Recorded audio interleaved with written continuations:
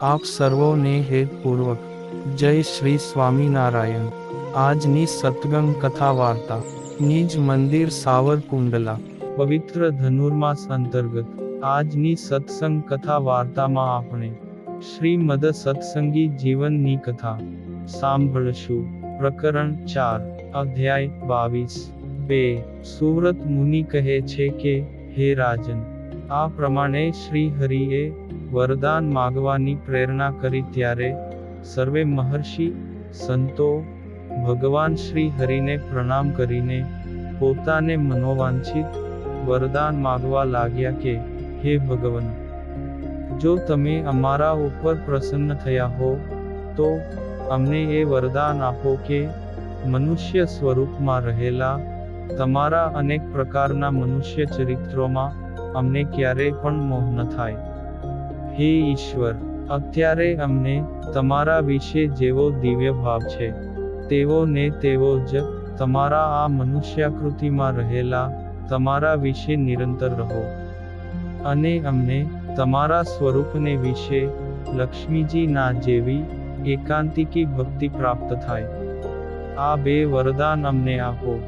હે રાજન, આ પ્રમાણે પોતાનું એકાંતિક ભાવે ભજન કરતા સંતોએ વરદાન માગ્યા ત્યારે શ્રી હરિએ તથાસ્તુ કહ્યું। હે રાજન, પછી સર્વે સંતો અતિશય વિનયયુક્ત થઈ ધર્મદેવાદિક સર્વે પ્રત્યે કહેવા લાગ્યા કે, હે ધર્મદેવાદિક, તમે સાંભળો, તમે પણ જો અમારા ઉપર પ્રસન્ન થયા હોય તો અમારા અંતરમાં પરિવારે સહિત સદાય નિવાસ કરીને રહો। હે દેવતાઓમાં ઉત્તમ, અધર્મથી ઉત્પન્ન થયેલા કામ, ક્રોધ, લોભાદિક સર્વે અધર્મ સર્ગથી અમારું સદાય રક્ષણ કરો। આ બે વરદાન તમે અમને આપો। સુવ્રત મુનિ કહે છે કે, હે રાજન, આ પ્રમાણે જ્યારે સંતોએ વરદાનની પ્રાર્થના કરી ત્યારે ધર્માદિક સર્વે અતિશય પ્રસન્ન થયા ને સંતોને કહ્યું કે, તમે જે માગ્યું તે અમે તમને આપીએ છીએ। આ પ્રમાણે સંતોને વરદાન આપીને શ્રી હરિ ધર્મ પરિવારે સહિત પૂર્વની જેમ જ મનુષ્ય રૂપે દર્શન આપવા લાગ્યા। હે રાજન, ત્યાર પછી અતિ વિસ્મય પામેલા સંતોએ મનુષ્યાકૃતિમાં રહેલા શ્રી હરિને પ્રણામ કર્યા ને ભગવાન શ્રી હરિ સંતોને સુખ આપી પોતાના નિવાસ સ્થાને પધાર્યા। હે રાજન, હેમંતસિંહ રાજાના ભવનમાં શ્રી હરિ એકાદશીનું જાગરણ કરતા ને પોતાની સાથે રહેલા પાર્ષદોની સાથે વીંટળાયેલા થકા બાજોઠો ઉપર વિરાજમાન થયા। તે સમયે હેમંતસિંહ રાજા, ઉત્તમ રાજા તેમજ સોમલા ખાચર આદિક પાર્ષદો શ્રી હરિના દિવ્ય દર્શનથી અતિશય આશ્ચર્યમાં ગરકાવ થયા ને મંદ મંદ હાસ્ય કરતા શ્રી હરિ પ્રત્યે કહેવા લાગ્યા કે, હે સ્વામીન, કોટી કોટી સૂર્ય ચંદ્રના પ્રકાશે યુક્ત રાધા લક્ષ્મીએ સહિત તમારું તેમજ ધર્મ ભક્તિનું દિવ્ય દર્શન મનુષ્યોને થવું અત્યંત દુર્લભ છે। હે ભગવન, એ દુર્લભ દર્શન પણ અમને થયું, એ મહાન આશ્ચર્યની વાત છે। એ દર્શનથી અમે કૃતાર્થ અને મહાભાગ્યશાળી થયા। આમ બોલતા બોલતા તેમની વાણી ગાઢ અનુરાગથી ગદગદિત થઈને નેત્રોમાંથી પ્રેમના અશ્રુઓ વહેવા લાગ્યા। તે જોઈ ભગવાન શ્રી હરિ અતિશય પ્રસન્ન થયા ને તેને કહેવા લાગ્યા કે, હે ઉત્તમ ભક્તો, તમે મારું વચન સાંભળો।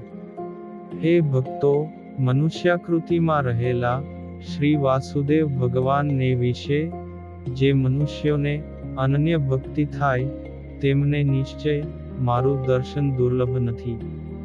શ્રી કૃષ્ણ ભગવાને વિશ્વરૂપનું દર્શન કરાવીને મહાભારતમાં રહેલી શ્રીમદ ભગવત ગીતામાં અર્જુન પ્રત્યે આ પ્રમાણે જે નિરૂપણ કર્યું છે કે, હે અર્જુન, જે મારા સ્વરૂપનું દર્શન કરી રહ્યો છે એ સ્વરૂપનું દર્શન કોઈનાથી પણ કરવું શક્ય નથી।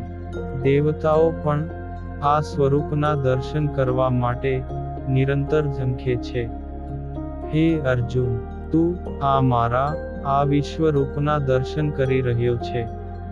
તે દર્શન વેદાધ્યયન, તપ, દાન કે યજ્ઞથી પણ શક્ય નથી. કારણ કે તે સર્વેમાં મારી એકાંતિકી ભક્તિ નથી. હે પરમમત અર્જુન, આ પ્રમાણે અનન્ય ભક્તિથી તત્વપૂર્વકનું મારું જ્ઞાન અને દર્શન થાય છે. તેમજ તત્વથી મારામાં પ્રવેશ થાય છે. આ પ્રમાણે સનત સુજાણના ઉપાખ્યાનના અંતિમ અધ્યાયના ભક્તિ યોગમાં નિષ્ઠાવાળાને જ ભગવદ દર્શન થાય છે. એમ વારંવાર કહ્યું છે. સત્પુરુષોની નિષ્કપટ ભાવે સેવા કરવાથી ઉત્પન્ન થયેલી ભક્તિ દ્વારા જીવો કાળ અને યમના ભય, કર્મ તેમજ માયાના બંધનથી મુક્ત થાય છે. જીવનમાં અનુષ્ઠાન કરવામાં આવેલા વર્ણાશ્રમના ધર્મો તેમજ અન્ય ધર્મો તથા ત્યાગી સાધુના ધર્મોનું અવિનાશી ફળ એક ભક્તિ જ કહેલી છે. તેવી જ રીતે યજ્ઞ, દાન, વ્રત, જપ, સ્વાધ્યાય, તપ, તીર્થ, દેવતાઓની ઉપાસના, પૂર્તકર્મ, સાંખ્ય, યોગ અને નિયમોના પાલનનું અવિનાશી ફળ ભગવદ ભક્તિમાં જ રહેલું છે. ભગવદ ભક્તિ વિના તે ક્રિયાનું ફળ નિષ્ફળ જાણવું. ઇતિહાસ પુરાણોનું તાત્પર્ય ભક્તિમાં જ રહેલું છે. સર્વે શાસ્ત્રોના સારરૂપ એવા શ્રીમદ ભાગવત શાસ્ત્રનો પણ આ જ અભિપ્રાય છે કે ભગવાનની ભક્તિ વિના કરેલા સર્વે કર્મો વ્યર્થ છે. હે પાર્ષદો, આ પ્રમાણે મહાત્મ્યયુક્ત એકાંતિકી ભક્તિ તમારા સર્વેના હૃદયમાં રહેલી છે. તેથી ધર્મ પરિવારે સહિત મારું તમને દિવ્ય દર્શન થયું એમ જાણો.